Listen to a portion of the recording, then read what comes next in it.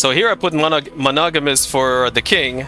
The reason is because I don't want him to cheat on his wife, otherwise it's going to create a lot of trouble. I also put lustful over here so that, well, because I could have put anything else, but I don't know. I'm going to go with lustful, and I'm going to make sure that he has a lot of, intercourses with his wife.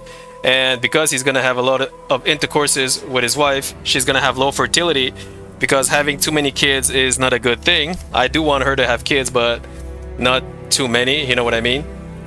So that's that. And same thing, monogamous. And if you look at her skill, this is what I choose. Look carefully. Intelligence is the most important thing for her, because I want her to read all the books very fast and write books faster as well, so that she can write books faster and then sell those books, in the trade post, the merchant technically. So intelligence is the most important. And then teaching, of course, because when she gained all that intelligence, that knowledge, I want her to teach everything to her kids. So that's why teaching is the secondary more important than intelligence. So intelligence first, teaching second, and everything else after that if you want to.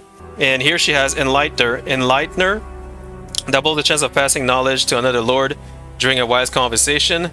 That is a good thing if you want to pass knowledge to other lords. You can choose between intelligence and teaching. I mean, it's up to you. And here, the third, his brother, and his name is gonna be not Slovo Boy. It's gonna be MC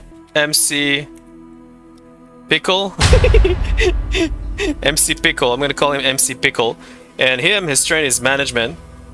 So he has management and trade technically, and he also have sharp tongue. When this character is in charge of the chancellery, the ability to explain production tasks in exceptionally precise and clear language eliminate the needs for paper. So he's not going to need any paper if he's in charge of the chancellery, and that's why I give him management, because he's going to be in charge of the chancellery and there will be no need for paper, which is freaking amazing. So sharp tongue is highly recommended for the end game, because chancellery will allow you to alleviate the need to assign people to different facility or work fields, etc. So chancellery is super mega important. Paper is super important as well.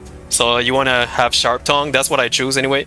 I choose beautiful over here, so people like him. And mental impairment effect.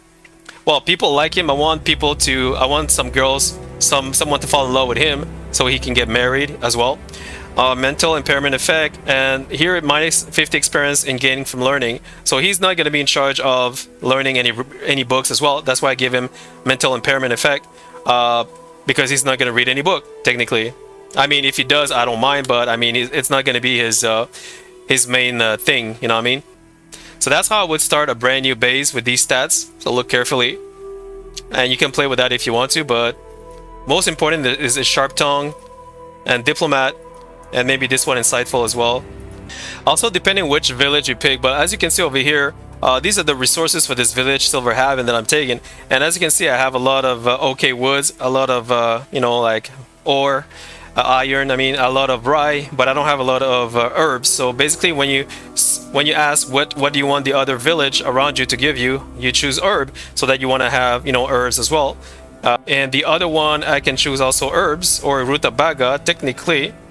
Let me see, do I want rutabaga or do I want rye? I think I'm gonna go with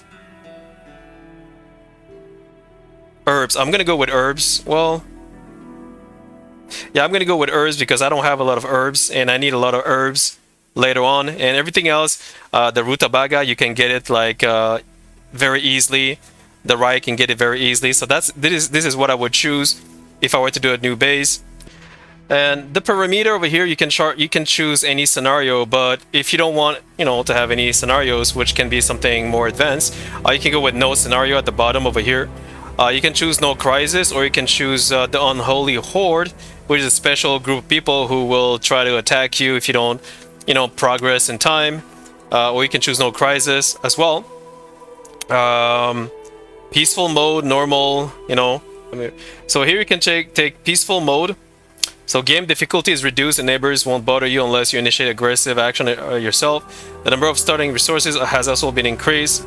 So this is for a very easy mode. And here you can go with, for modifier, you can choose anything you want. But me, I pick excess iron over here because I need a lot of iron. I also take strength in numbers, no prophecy. The reason is because if you uncheck this, you will have disease, crop failure, and you know, a lot of stuff, criminal invasion. I mean, if you don't mind that, that'd be my guess. But if you want a peaceful experience, then you want to use you want to check this. Longevity allows you to age, like you can live longer technically for 10 years. The time before aging begins is increased by 10 years. So there you go, you have that. And there you go. So you choose whatever you want, and so the maximum can get is 5,000, and that's it. And then you click start, and you're ready to go. So yeah, if you like this video, please like and sub. Thanks for watching. Cheers.